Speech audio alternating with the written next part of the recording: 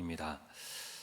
여러분 이제 여름이 이제 좀 다 지나가고 있습니다.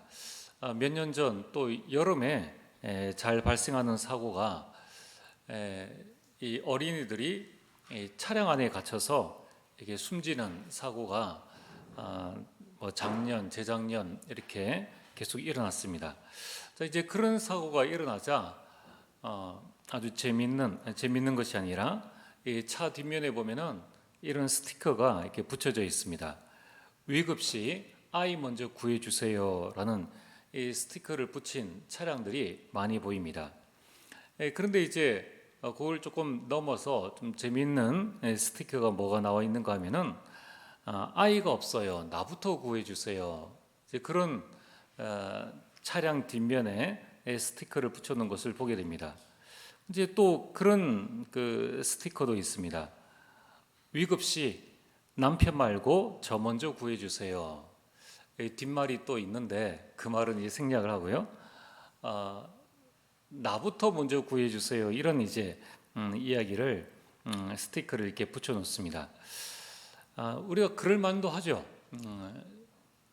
이 가장 먼저 중요한 위기에 빠져나올 수 없는 이 아이들부터 먼저 구해 달라는 것이 당연한 이야기입니다. 그런데 이런 사고가 일어났을 때에 우리 생각과는 정반대의 이야기를 하는 그런 곳이 있습니다. 그게 뭐냐면은 비행기를 탑승했을 때입니다.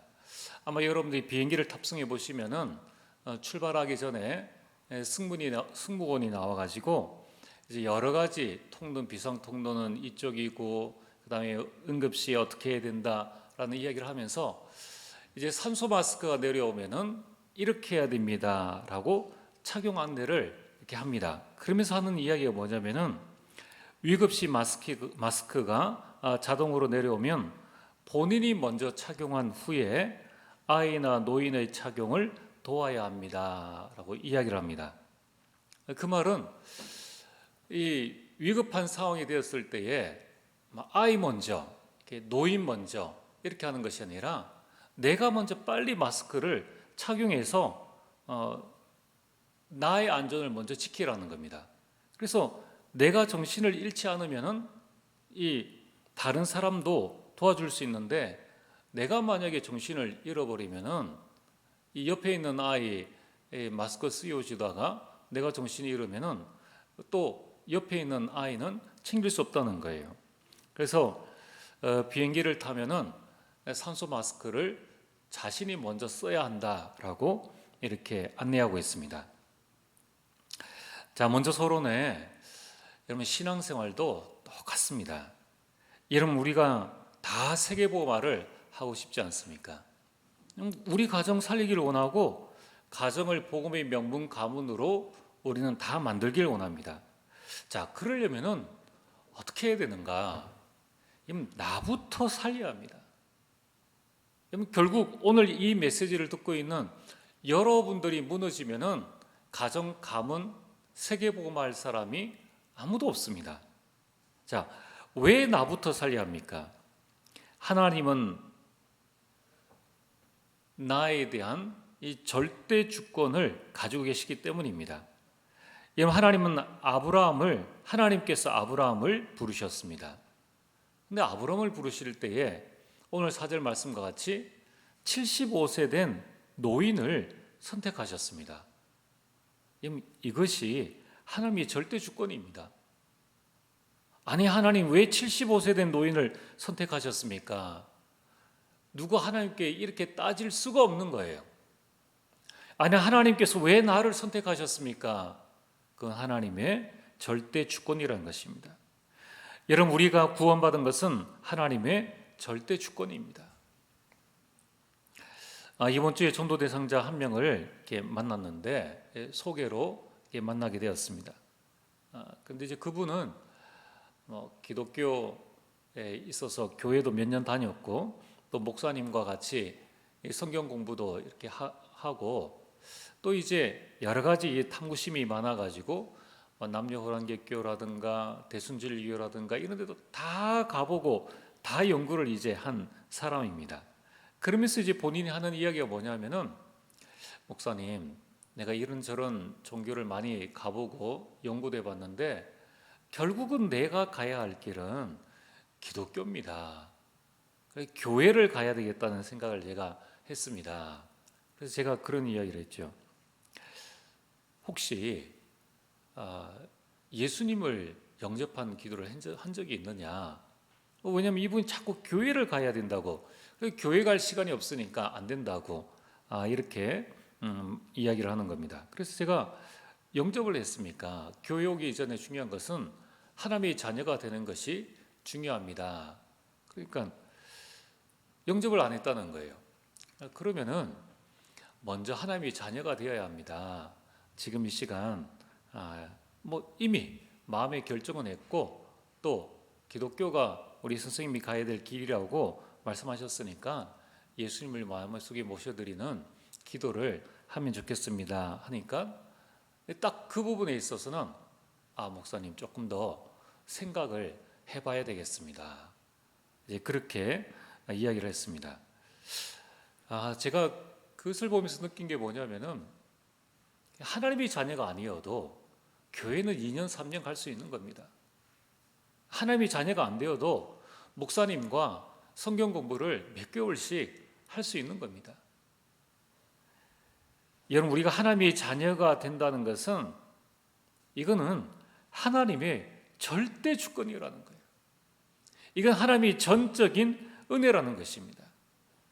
그래서 여러분들은 하나님의 절대 주권 속에 있는 자입니다. 그래서 그 절대 주권 속에 하나님께서 나를 부르셨다. 그러한 나 자신부터 여러분들이 살려야 하는 것입니다. 두 번째는 하나님은 나에 대한 절대 계획을 가지고 계십니다. 하나님께서 아브라함을 부르실 때 그냥 부르신 것이 아니라 아브라함에 대한 절대 계획을 가지고 부르셨습니다. 창세기 12장 2절에 3절에 보면은 75세 된 아브라함인데 내가 너로 큰 민족을 이루고, 이건 아브라함의 계획이 아닙니다. 아브라함이 상상할 수 있는 그런 일이 아닙니다. 근데 하나님께서 내가 너로 큰 민족을 이루고, 너로 큰 민족을 이루고, 그리고 땅의 모든 족속이 너 아들로 말미암아, 그러면 좀 이해가 되겠죠. 그런데 너로 말미암아 복을 얻을 것이니라. 하나님은 아브라함 자신에 대한 절대 주권과 아브라함 자신에 대한 절대 계획을 가지고 계신다는 것입니다. 이와 같이 오늘 여러분들이 왜 나부터 살려야 되느냐? 하나님은 나에 대한 절대 주권 속에, 그리고 나에 대한 절대 계획을 가지고 계신다는 것입니다. 여러분, 이 사실들을 발견하게 되기를 주의 이름으로 축복합니다. 그래서 여러분들이 하나님으로 말미암아 내가 이 자리에 있다는 것을 알고 나를 소중히 여기셔야 돼요. 여러분, 그리고 나를 살리는 그 하나님의 절대 계획 속에서 하나님의 인도를 받아야 됩니다.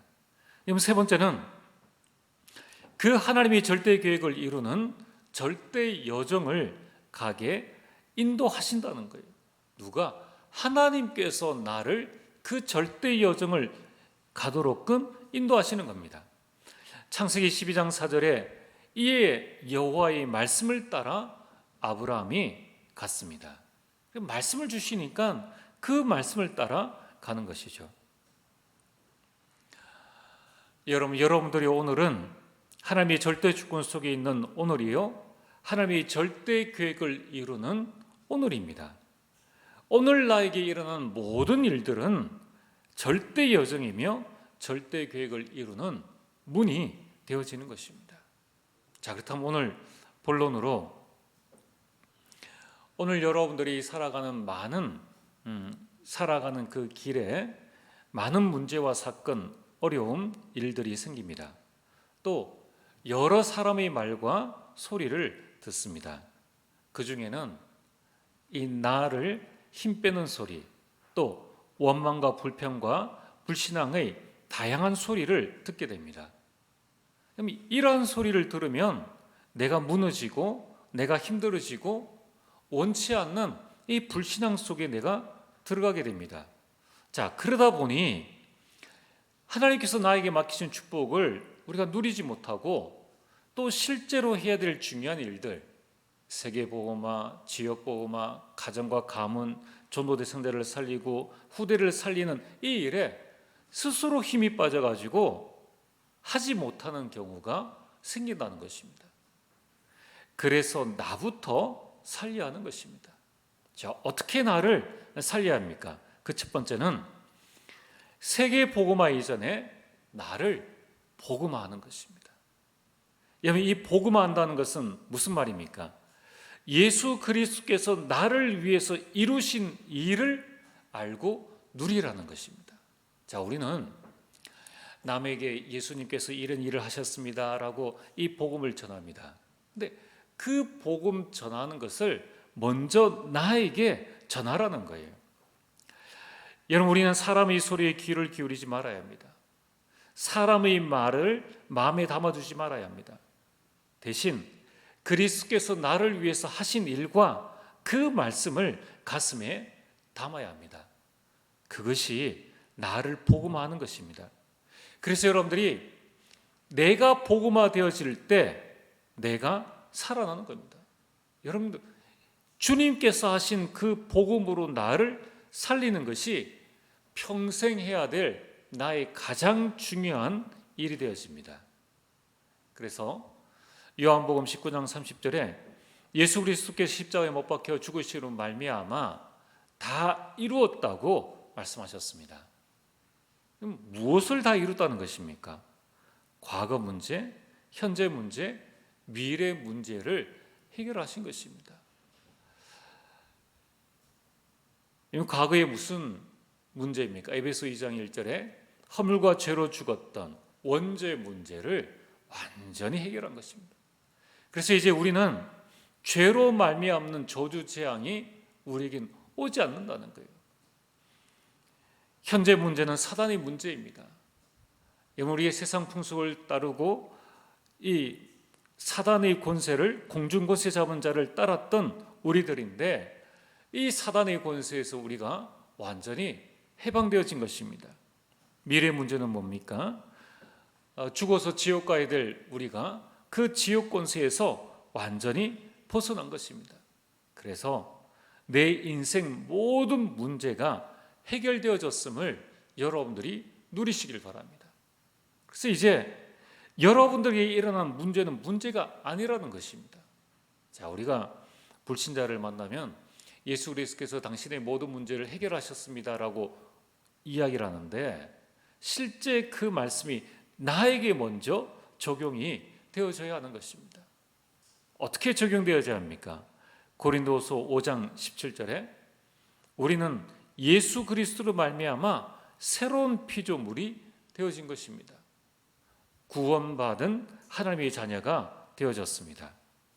우리에게는 참된 해방과 자유, 평안함이 우리에게 있는 겁니다. 그래서 이제 여러분들이 예수 그리스도께서 내 인생 모든 문제를 다 해결하셨고 나는 새로운 피조물이 되었으니까 이제 여러분들이 이 복음의 눈으로 세상을 보는 것입니다.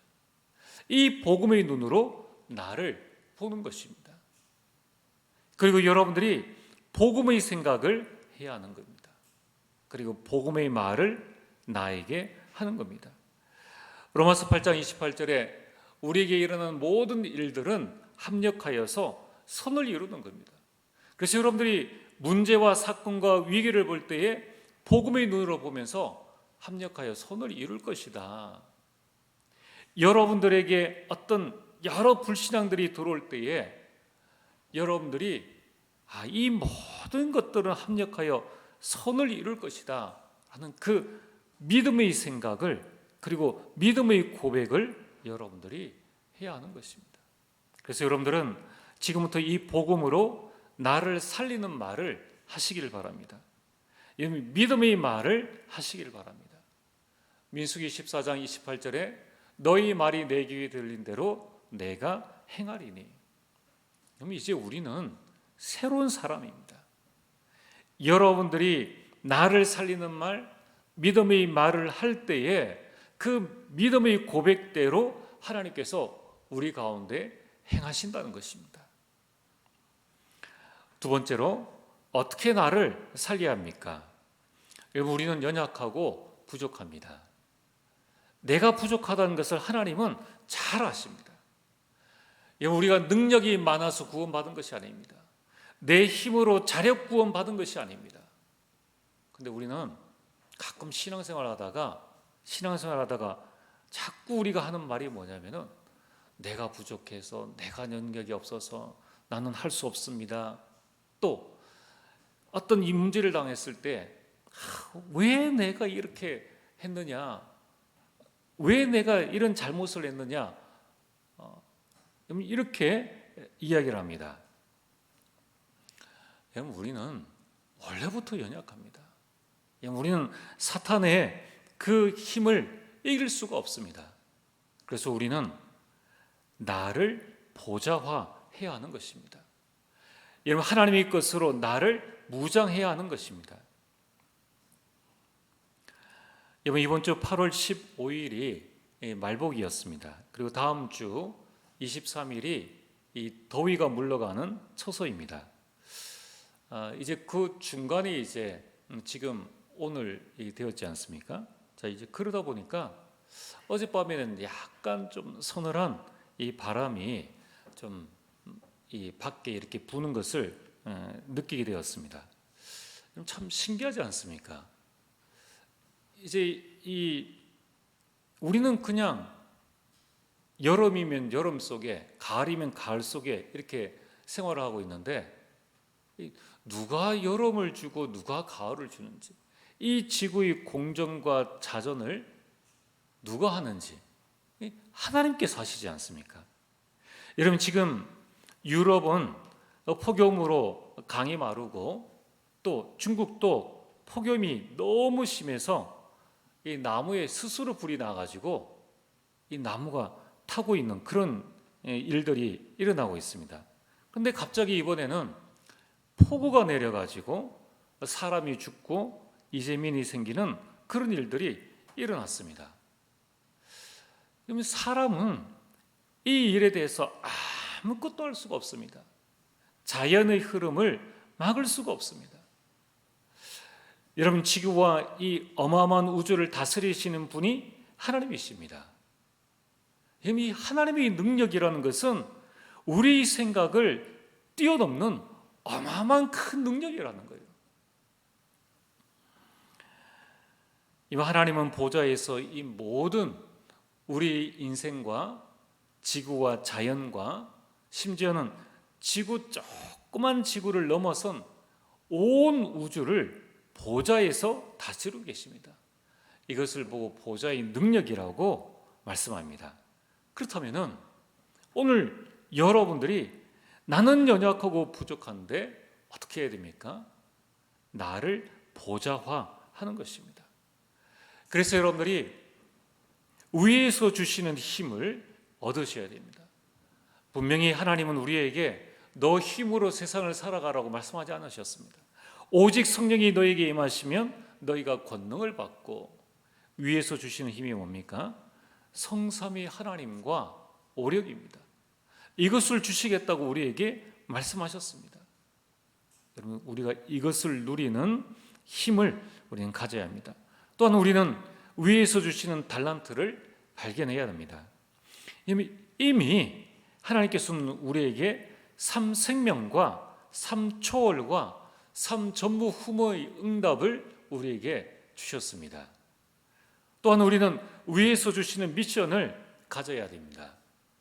하나님은 여러분들을 통하여서 목회자를 살리고, 그리고 중직자를 살리고, 렘넌트를 살려서 세계 복음화하는 응답을 주시겠다고 약속하셨습니다. 이것을 살리는 것이 우리의 미션인 것입니다. 자, 그래서 우리는 이 393을 누리는 기도를 통하여서 나를 보좌하는 것입니다. 어느 정도로 내가 보좌되어지느냐? 성삼위 하나님과 오력으로 충만해지는 것입니다. 이러면 나에게 무궁무진한 삼생명과 삼초월의 능력과 삼천무후무의 응답이 우리에게 오는 것이 보좌화의 능력이요 축복인 것입니다. 여러분, 우리가 목회자를 살리고 중직자를 살리고 렘넌트를 살리는 것이 하나님께서 여러분들을 향한 뜻이요 계획이라는 것입니다. 이런 중요한 나를 살린다는 것은 얼마나 중요한지 모릅니다. 세 번째는 나를 현정화하는 것입니다. 이제 예수 그리스도와 하나님의 것으로 나의 현장을 살리는 것입니다. 여러분, 하나님은 나의 현장에 함께 하시고 또 임마누엘을 하시고 또 내가 하는 모든 일에 원내스 하십니다. 창세기 39장 1절에서 6절에 요셉이 있는 그 현장에 하나님께서 함께 하셨습니다. 요셉이 하는 노예 일에 하나님께서 함께 하심으로 요셉을 형통케 하셨다는 것입니다. 자, 오늘 여러분들이 이 말씀을 꼭 붙잡으시길 바랍니다. 여러분들이 무슨 일을 하든지 하나님은 여러분들이 직업, 여러분들이 하는 일을 가장 소중하게 보신다는 거예요. 여러분, 세상 사람들은 여러 가지 일에 대한 귀천을 두고 있습니다. 그러나 하나님은 그렇지 않습니다. 복음 가진 요셉이 노예라는 것, 그건 세상에서 가장 천한 일이지 않습니까? 그런데 하나님은 그 일에 하나님께서 함께 하신 것입니다. 오늘 여러분들이 나의 현장에 하나님께서 함께 하신다. 우리는 응답을 어디에서 받아야 됩니까? 나의 현장에서 받아야 되는 거예요. 그래서 나를 현장화해야 하는 것입니다. 그래서 지금부터 여러분들이 나의 현장, 여러분의 가정, 여러분의 직장, 또 우리 렘넌트들의 학교 현장, 또 여러분이 가는, 또 여러분들이 있는 모든 현장에서 하나님과 소통하시길 바랍니다. 여러분, 그 현장에서 내가 하나님과 소통하고 나의 하는 일, 그 업과 학업을 하나님과 소통하는 겁니다. 하나님, 왜 저를 이곳에 보내셨습니까? 왜 저를 이 가정, 이 가문에, 왜 이 지역에 보내셨습니까? 왜 저를 이 직장에 보내시고 왜 이 일을 하게 하십니까? 여러분들이 그 현장에 하나님의 뜻과 계획을 찾는 것을 보고 현장화라고 말씀합니다. 그래서 이제 여러분들이 하나님과 소통하면은 이제 그때부터 현장을 살리는 플랫폼을 만들게 됩니다. 여러분, 그 플랫폼을 통하여서 복음과 보좌의 축복을 여러분이 누리는 거예요. 여러분이 복음과 보좌의 축복을 누리는 플랫폼을 만들면은 거기에 사람들이 오게 됩니다. 그러면 이제 그 복음으로 사람들을 살리는 것이죠. 이제 여러분들이 현장을 살리는 파수망대를 만드시길 바랍니다. 기도의 축복을 그 현장에서 누리는 것입니다. 현장을 살리는 이 소통하면서 생명 살리는 안테나를 여러분들이 세우는 것입니다. 이렇게 여러분들이 현장 살리는 플랫폼과 파수망대와 안테나를 세우면 여러분들이 그 현장의 증인이 되어지는 겁니다. 그러면 그때부터 이제 생명 살리는 5기초의 응답을 누리는 것이죠. 지금부터 여러분들이 꼭 기도하시길 바랍니다. 하나님, 나의 현장을 살릴 수 있는 다락방의 응답을 나에게 허락하여 주옵소서. 그때에 나의 현장이 살아나는 것입니다. 자, 오늘 결론입니다. 아브라함은 하나님의 절대 주권 속에 절대 계획을 가지고 절대 여정을 말씀 따라 갔습니다. 지금부터 여러분들이 나를 살리는 절대 언약의 여정을 가시길 바랍니다. 이러면 어떻게 나를 복음합니까? 하나님께서 나에게 주신 이 복음을 깊이 묵상하고 예배에 성공하는 것입니다. 여러분, 예배 드릴 때마다 하늘 보좌의 축복이 또 이 복음이 나에게 각인되어지고 뿌리 내리고 체질되어지는 그 시간들이 오는 겁니다. 여러분, 두 번째는 어떻게 나를 보좌합니까? 여러분들이 꼭 서밋 타임을 가지시고 정식기도, 무식기도, 집중기도에 여러분들 기도에 집중하시길 바랍니다. 그래서 하나님의 능력을 하나님께서 나에게 주신 그 9가지 축복을 내가 기도로 누리고 이제 내가 해야 될 이 3가지 미션들을 내 마음속에 담는 그 시간들을 가지는 겁니다. 여러분, 어떻게 나를 현장화합니까? 여러분들이 현장에서 하나님을 바라보는 홀로 다락방을 시작하시길 바랍니다. 그리고 그 다락방을 통하여서 다른 사람과 그 현장을 살리는 그 다락방이 직장 다락방, 지역 다락방, 또 학교 다락방들이 일어날 수 있도록 기도하시길 바랍니다. 이것이 나를 살리는 언약의 여정입니다. 이 복음을 묵상하고 예배에 성공하고 여러분이 혼자 있을 때 서밋 타임을 가지고 기도에 집중하고 그러면서 홀로 다락방을 통하여서 이제 지역과 사람을 살리는 이 다락방의 여정 속에 들어가게 되기를 주의 이름으로 축복합니다. 자, 오늘부터 여러분들이 내 모든 염려 걱정 다 내려놓으시고 나에 집중하시길 바랍니다. 이것은 이기적인 내가 아닙니다. 내가 살면 다 살릴 수 있다. 복음으로 나를 살리고 보좌의 능력으로 나를 살리고 현장에서 함께 하시는 그 하나님으로 나를 살리는 큰 축복들을 누리게 되기를 주님으로 축복합니다. 우리 오늘 주신 말씀을 붙잡고 찬송가 323장 찬양을 함께 드리겠습니다.